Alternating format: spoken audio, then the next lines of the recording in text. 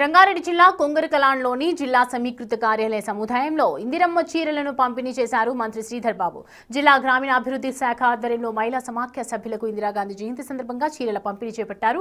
రాష్ట్రంలో ప్రతి మహిళలకు నాణ్యమైన చీరలు పంపిణీ చేస్తున్నట్లు మంత్రి శ్రీధర్ తెలిపారు. ఆడపడుచులకు సారే ఇచ్చి గౌరవిస్తున్నట్లు ప్రతి ఏడాది ఇలాగే ఇస్తామని చెప్పారు. మహిళల ఆశీర్వాదంతోనే ప్రభుత్వం ముందుకు సాగుతుందని చెప్పారు.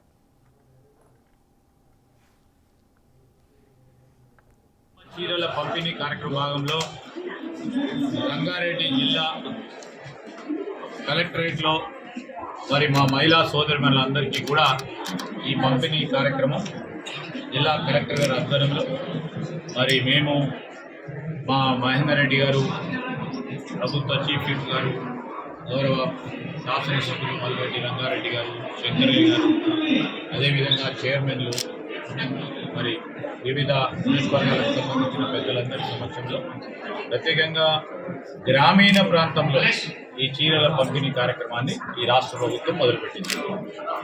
పట్టణ ప్రాంతంలో కూడా మరి అతి తొందరలో ఈ చీరల పంపిణీ కార్యక్రమం మొదలు పెట్టడం జరుగుతుంది.